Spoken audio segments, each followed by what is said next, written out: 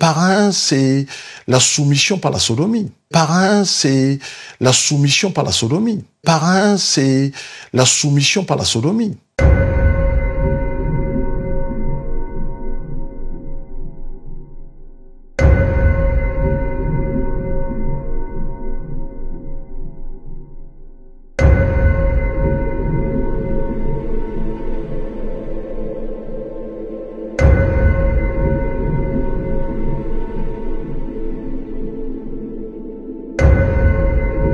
Mais Madame Ahidjo n'aimait pas particulièrement Biya parce qu'elle estimait que Ahidjo couchait avec Jean-Irène Biya et que Biya ne protestait pas.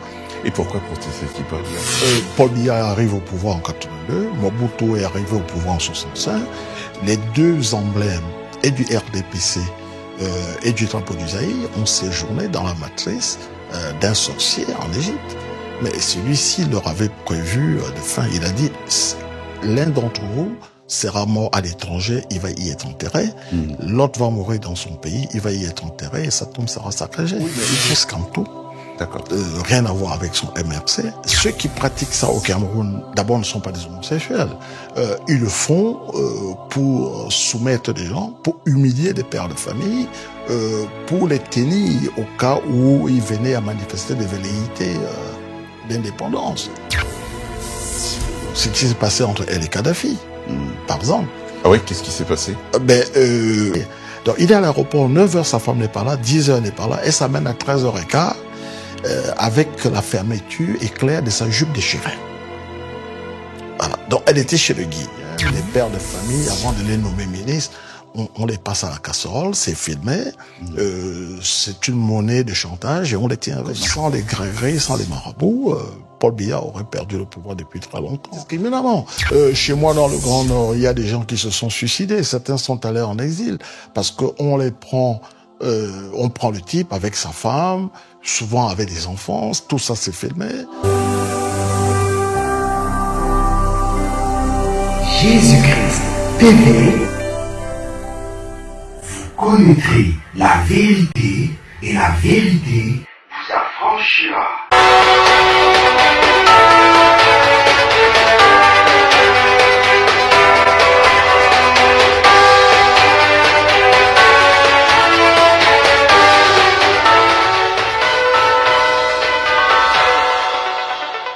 Bienvenue à tous. Brainstorming aujourd'hui est en immersion totale dans la présidentielle camerounaise.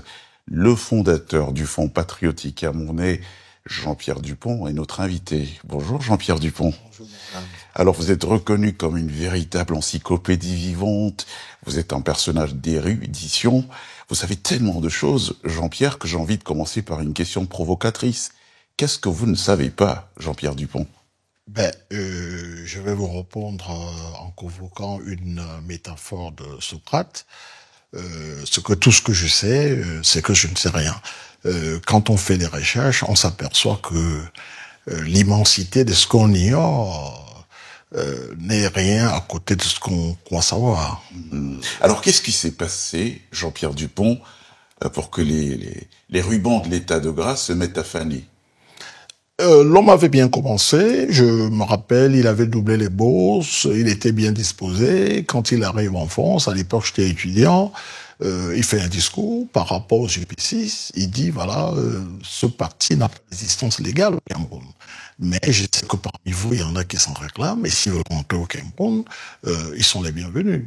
Mais il y a un décalage entre le discours et les actes. Il est arrivé à faire arrêter Ahidjo, Camerounais. Ahidjo, dont le régime était, on disait du Cameroun que c'était une prison à ciel ouvert. Mais il a réussi le miracle de faire arrêter Ahidjo, Camerounais, parce qu'il a fait pire que lui. Mais en détruisant les fondamentaux de l'état de droit, en détruisant la cohésion nationale, en installant un régime, on va dire, satanique, avec des méthodes que tout le monde décrit.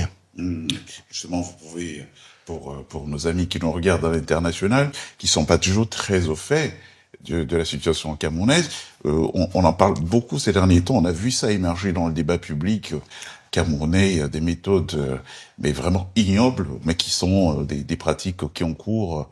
Vous pouvez nous en toucher un petit mot pour Ben, tout à fait. Vous avez des gens qui ont pris part à ce système contre leur gré, parce que il y a des fonctionnaires de police dont les langues se sont déliées depuis. J'ai y compris dans mon village, des commissaires qui se sont livrés à des actes qu'on ne comprenait toujours pas, jusqu'à ce qu'on comprenne que il y a un livre que je vous recommande, Le Cameroun de Fanny Péjot, où elle fait un témoignage d'Archen Bembe, qui parle de mendication. La mendication, c'est la consommation des organes humains, au fin de recueillir une certaine énergie et la redéployer contre les adversaires politiques. Abel Yinka, qui nous a quittés depuis, dit que Jacques Famine Ndongo leur a dit à Eboloba, devant l'ambassadeur de France, que sans les grégris, sans les marabouts, Paul Biya aurait perdu le pouvoir depuis très longtemps. Et il y a plein de témoignages. On a érigé la sodomie en critère de méritocratie. Cette histoire de sodomie, on en entend beaucoup parler.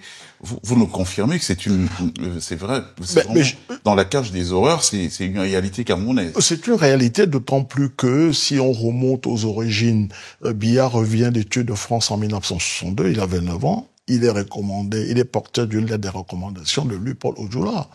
Louis-Paul Odjoula a représenté le Cameroun à l'Assemblée nationale en France. Il a été ministre français concomitamment. Mais c'est lui qui a, on va dire, institutionnalisé la pratique de la sodomie comme droit de préemption ou droit de cuissage. Non, ça n'a rien à voir avec l'homosexualité classique. Pas du tout. C'est-à-dire que si vous êtes martien et vous intéressez au Cameroun, vous allez vous dire que les Camerounais sont, on va dire, homophobes. Pas du tout. Chacun a le droit de pratiquer son mode de sexualité du moment où c'est son initiative. Mais ceux qui pratiquent ça au Cameroun, d'abord, ne sont pas des homosexuels. Ils le font pour soumettre des gens, pour humilier des pères de famille, pour les tenir au cas où ils venaient à manifester des velléités d'indépendance. Partout au Cameroun, ça se fait. Il y a des témoignages qui nous parviennent, des pères de famille, avant de les nommer ministres, on les passe à la casserole, c'est filmé, c'est une monnaie de chantage et on les tient avec. Donc, hommes et femmes. Indiscriminément. Chez moi, dans le Grand Nord, il y a des gens qui se sont suicidés. Certains sont allés en exil parce qu'on les prend, on prend le type avec sa femme, souvent avec des enfants, tout ça c'est filmé. C'est pour ça quand des gens disent, voilà, le Grand Nord, on en parle comme si c'était une personne monolithique. Les élites là-bas ont mis les populations au service du pouvoir pour leur propre profit. Alors, c'est assez bizarre ce que vous dites, Jean-Pierre Dupont, même si c'est un discours qu'on entend émerger de plus en plus dans l'espace discursif public. Mais comment se fait-il qu'après 4 décennies de toutes ces horreurs, que ce pouvoir de Yaoundé garde encore des soutiens? N'est-ce pas la preuve que leur bilan n'est pas si anorexique que le laisse entendre la contestation? Je vais vous renvoyer à ce qui s'est passé au Zaïre sous Mobutu. D'abord, au passage, il faut dire que Mobutu, c'est le mentor politique de Paul Biya. Vous voyez l'emblème du RDPC. C'est la flamme. Mais regardez le drapeau du Zaïre, c'est la flamme. Ascendance intellectuelle, au sens métaphysique du terme. C'est-à-dire Paul Biya arrive au pouvoir en 82, Mobutu est arrivé au pouvoir en 65. Les deux emblèmes, et du RDPC et du drapeau du Zaïre, ont séjourné dans la matrice d'un sorcier en Égypte. Mais celui-ci leur avait prévu de fin. Il a dit, l'un d'entre vous sera mort à l'étranger, il va y être enterré. L'autre va mourir dans son pays, il va y être enterré et sa tombe sera saccagée. Donc Biya s'inspire de Mobutu, mais Mobutu lui avait dit, pour durer au pouvoir, le critère de sélection n'est pas celui de la méritocratie, mais de la dévotion. Il faut détruire le pays, détruire les infrastructures et que les gens dépendent de vous. Alors, chaque fois qu'on prononce le mot horreur, le nom Cameroun résonne en écho.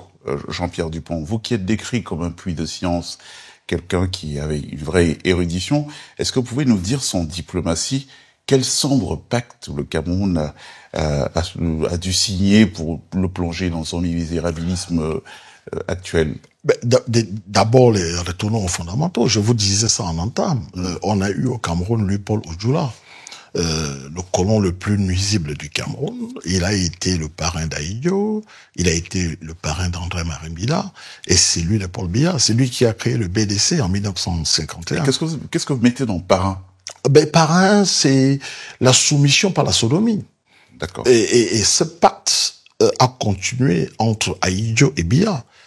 Parce que personne ne comprend que Ahidjo, Jacques Foccart le dit dans ses mémoires, il dit Ahidjo qui connaissait les hommes, on s'était dit qu'il avait nommé Paul Biya à ce poste parce que c'était quelqu'un de très peu d'envergure et qu'au moment de véritablement organiser sa succession, il trouverait quelqu'un. Il dit, je m'étais trompé.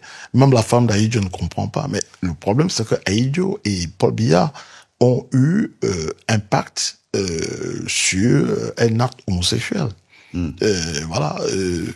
Biya n'était pas le meilleur. Il y avait des gens comme Samuel Ebois, Aïssifo de Vitor, plein d'autres personnes. Mais lui, parce qu'Ahidjo s'est trompé des lectures. Ahidjo l'a dit. Ahidjo pensait qu'il était politiquement vierge. Paul Biya a fait l'âne pour brouter le foin. Mais il était soumis. Mais Madame Ahidjo n'aimait pas particulièrement Biya parce qu'elle estimait que Ahidjo couchait avec Jean-Irène Biya et que Biya ne protestait pas. Et pourquoi protestait-il pas? Parce que lui calculait autre chose. D'abord le rapport de force. Ça se passait comme ça à l'époque. Donc Ahidjo avait fait de Jeanne-Irène Biya, donc la première femme de Biya. De Biya, oui. Sa concubine, sa compagne, je sais pas comment. Elle n'était pas la seule. Rappelez-vous de Delphine Tchanga, qui était la toute première femme ministre au Cameroun. Je crois qu'elle était ministre des Affaires sociales. Ahidjo sortait avec elle, mais il avait interdit au mari de celle-ci de divorcer. C'était le cas pour Paul Biya aussi? C'était pour Biya, il voulait divorcer en 68. C'est Ahidjo qui lui met le pied à l'étrier à l'hôtel Intercontinental. C'est lui qui dit, voilà, prenez un mois, l'hôtel Intercontinental est payé. C'est depuis cette période où Biya a pris ses habitudes dans cet établissement. Donc le pacte est né là, mais c'est un héritage colonial. Luipol Odjoula, qui avait passé tout le monde à la casserole, excepté André Marimbila et Mahi Matip. Voilà. Donc la malédiction vient de cette époque. Et c'est pour ça qu'il faut un système d'épuration. Parce que si vous faites une élection comme ils veulent la faire, admettons que Maurice Kamto gagne, mais ça change rien à l'affaire. Parce que c'est le système qu'il faut défaire.